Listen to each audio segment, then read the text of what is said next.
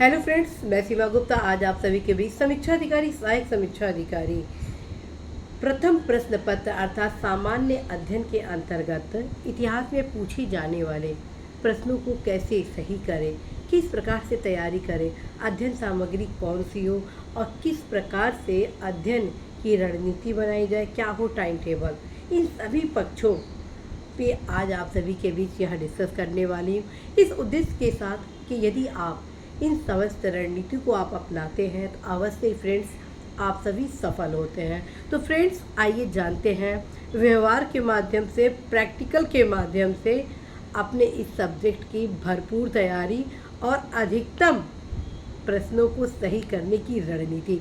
तो सबसे पहले यदि आप इतिहास से संबंधित तैयारी आरंभ कर रहे हैं तो आप अपने सिलेबस का अध्ययन करेंगे। अवश्य ही एक प्लेन पेज को रखेंगे सामने और पेन रखेंगे। आप क्या करेंगे, पहले प्राचीन इतिहास लिखेंगे, मध्यकालीन इतिहास लिखेंगे, फिर आधुनिक भारत का इतिहास लिखेंगे। ये तीनों लिखिए। लिखने से क्या होता है, आपके सबकॉन्शियस माइंड में उस चीज़ को बहुत ही अच्छे तरीके से वो फिट हो जाता है। तत्क्रम में आपको एक राह मिलना शुरू हो जाता है कि कैसे आप तैयारी करेंगे। लिखिए कि इतिहास की यदि आप तैयारी कर रहे हैं तो आपको 3 पार्ट में तैयारी करना है, प्राचीन भारत के इतिहास, मध्यकालीन भारत के इतिहास और आधुनिक भारत का इतिहास। अब हम क्या करेंगे, नेक्स्ट रणनीति क्रम में अब हम उठाएंगे प्रीवियस ईयर के क्वेश्चन पेपर को, लगभग 10 से 15 साल के पेपर को उठाएंगे। इन 10-15 साल के पेपर में कौन कौन सा पेपर होगा, मात्र समीक्षा अधिकारी, सहायक समीक्षा अधिकारी, प्रारंभिक और मुख्य परीक्षा के सामान्य अध्ययन के हिस्ट्री वाले पोर्शन से आए क्वेश्चन को ही नहीं, बल्कि आईएएस में किस प्रकार के क्वेश्चन इस सब्जेक्ट से पूछे गए हैं, यूपी पीसीएस में किस प्रकार के क्वेश्चन इस सब्जेक्ट से पूछे गए हैं, as well as other state के जैसे उत्तराखंड हुआ, हिमाचल प्रदेश हुआ, राजस्थान हुआ, बिहार हुआ, झारखंड हुआ, छत्तीसगढ़ हुआ, इन सभी स्टेट में हिस्ट्री से रिलेटेड किस प्रकार के क्वेश्चन पूछे गए हैं। अब हम इसका विश्लेषण करेंगे। जब हम विश्लेषण करते हैं तो हम अवगत हो जाते हैं कि हिस्ट्री का जो मैक्सिमम क्वेश्चन होता है उसके पैटर्न में थोड़ा सा परिवर्तन अब आने लगा है। किस प्रकार का, मात्र हिस्ट्री में फैक्ट बेस ही क्वेश्चन पूछे नहीं जा रहे हैं, बल्कि फैक्ट को इस रूप से परोसा जा रहा है प्रश्नों के रूप में कि वो ऐसा प्रतीत होता है कि वो विश्लेषणात्मक है। मेरे कहने का तात्पर्य है कि आप जिस भी टॉपिक की तैयारी कर रहे हैं, चाहे वो सिंधु घाटी का हो, वैदिक काल का हो, या मौर्य काल का हो, या गुप्त काल का हो, या आप मध्यकालीन भारत में आ जाते हैं, सल्तनत काल का हो, या मुगल काल का हो, या मराठा काल का हो, या आधुनिक भारत में जो विभिन्न आंदोलन है 1857 आदि क्रांति का, तो पहले क्या होता था कि डायरेक्ट वन लाइनर में फैक्ट पूछ दिया जाता था, आचार आपको ऑप्शन दे दिया जाता था, लेकिन अब ऐसा नहीं हो रहा है।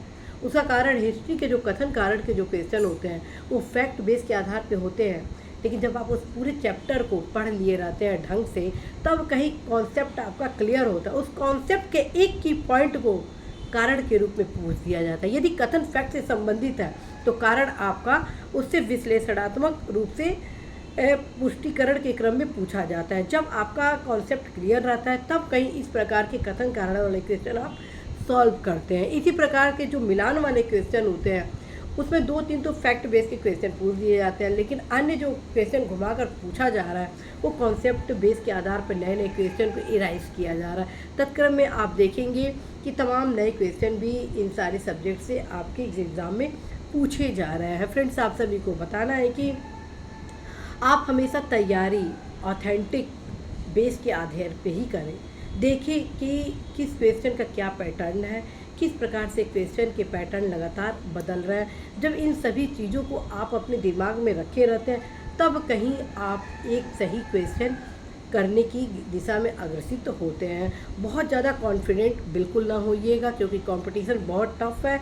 और जब आपके भीतर ये रहता है कि हाँ कि मैं परिश्रम करूंगा, तब उस हिसाब से आप सीरियस होकर तैयारी करते हैं। बहुत सारे ऐसे युवा हैं जिनका ये कहना है कि नहीं हिस्ट्री तो मेरा ऑप्शनल सब्जेक्ट है, और जिसके क्रम में उनके द्वारा बिल्कुल उसका रिवीजन नहीं किया जाता है, और परिणाम ये होता है कि अधिकतम क्वेश्चन जो गलती करते हैं वो उस विधा के ही जो युवा होते हैं वो करते हैं, जो ऑलरेडी जिनका ऑप्शनल सब्जेक्ट होता है, मतलब कि कुल मिला के ईजी क्वेश्चन उनके द्वारा गलत कर दिया जाता है। तो ये चीज़ बिल्कुल ना रखिएगा, हर एक सब्जेक्ट पे आप विशेष फोकस अवश्य ही करेंगे। तो अब हम आते हैं नेक्स्ट रणनीति। पहली रणनीति में आप देखें कि आप तीनों पार्ट को लिख लिए, प्राचीन भारत काल का इतिहास, द्वितीय लिखे कि मध्यकालीन भारत और आधुनिक भारत, और प्लस उसके साथ ही प्रथम रणनीति के अंतर्गत विभिन्न प्रीवियस ईयर के question other state as well as UP and RO सबको मिलाकर आप जब अध्ययन किए तो देख लीजिए क्वेश्चन का क्या पैटर्न है। अब हम आते हैं नेक्स्ट पैटर्न क्या है और क्या रणनीति है, क्या है सफलता का मुख्य कारण। फ्रेंड्स, आप देखेंगे कि आर एग्ज़ाम में हिस्ट्री का मैक्सिमम क्वेश्चन अगर वेटेज देखा जाए तो वेटेज आपका आधुनिक भारत के इतिहास से बहुत ज़्यादा है। तदक्रम में आपका प्राचीन और मध्यकालीन लगभग अच्छा खासा आता है, अर्थात एक महत्वपूर्ण पार्ट आपका आधुनिक भारत को इसमें तैयार करना होता है। इसमें आपको मध्यकालीन और प्राचीन भारत के अपेक्षा आधुनिक भारत के इतिहास पर ज़्यादा फोकस करना होता है। विशेषकर जो आंदोलन से संबंधित क्वेश्चन है, चाहे वो स्वतंत्रता आंदोलन हो, सामाजिक आंदोलन हो, शैक्षणिक आंदोलन हो, धार्मिक आंदोलन हो, विभिन्न प्रकार के जब स्वतंत्रता आंदोलन चल रहा था तो उस समय तमाम प्रकार के समितियों का गठन हुआ था, कैबिनेट हो गया, क्रिप्स मिशन हो गया, इन सभी में कौन कौन से समझौते हुए, इन सभी को आप अवश्य ही ध्यान में रखेंगे। आंदोलन के जो क्रम है वो तो आपको 100% जब आप पढ़ेंगे तो वो सब तैयार हो जाएगा, लेकिन महत्वपूर्ण क्या विशेषता थी, कैसे असहयोग आंदोलन सविनय अवज्ञा आंदोलन से अलग था, इन सभी पक्षों की जानकारी आपको तब मिलेगी जब आप दोनों आंदोलन को अच्छे से पढ़ेंगे।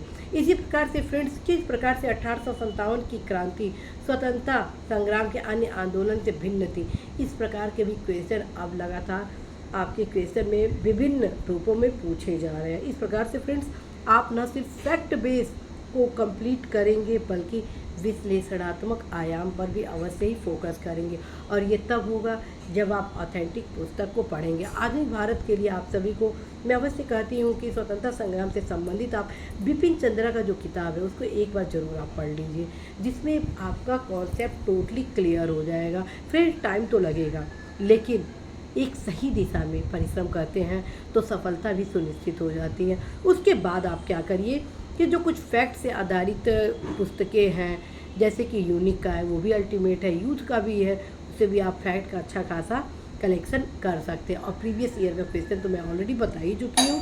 तो ये सब चीज़ें कुछ ऐसी हैं जिसको यदि आप तैयार करते हैं तो इसका आपके ऊपर अच्छा इम्पैक्ट पड़ता है। फ्रेंड्स, आप सभी को ये भी बताना है कि बहुत ज़्यादा पुस्तकों को इस एग्ज़ाम में आपको पढ़ने की आवश्यकता नहीं है। उसका मुख्य कारण ये है कि बहुत ज़्यादा आप किताब पढ़ेंगे तो रिवीज़न नहीं कर पाएंगे।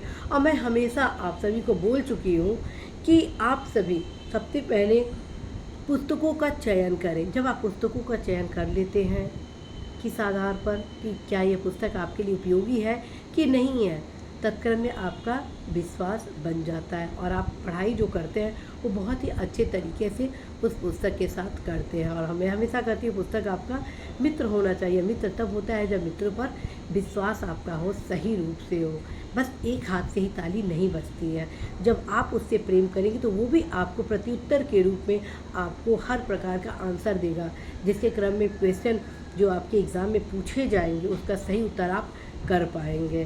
तो फ्रेंड्स, इसके लिए क्या ज़रूरी है मित्रता के लिए, पुस्तकों से मित्रता कैसे करें।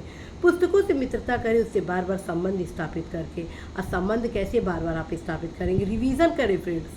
100% वो जो पुस्तक है 100% आपको रिज़ल्ट देगा ही देगा। आप सभी को फ्रेंड्स बताना है कि परिश्रम का कोई विकल्प नहीं है। जो चाहोगे बन जाओगे, जो चाहोगे बन जाओगे, मन में रखो विश्वास। जो चाहोगे बन जाओगे, मन में रखो विश्वास। तेरी ऊंची सोच से नीचा है आकाश, तेरी ऊंची सोच से नीचा है आकाश। तो फ्रेंड्स, जब आप सोचेंगे तभी तो कुछ करेंगे। और मुझे पूरा आशा है कि आप सभी इतिहास, जो कि बहुत एक लेंदी सब्जेक्ट है, उसको अच्छे खासा आप तैयारी कर लेंगे। अब हम आते हैं विशेष अध्ययन सामग्री।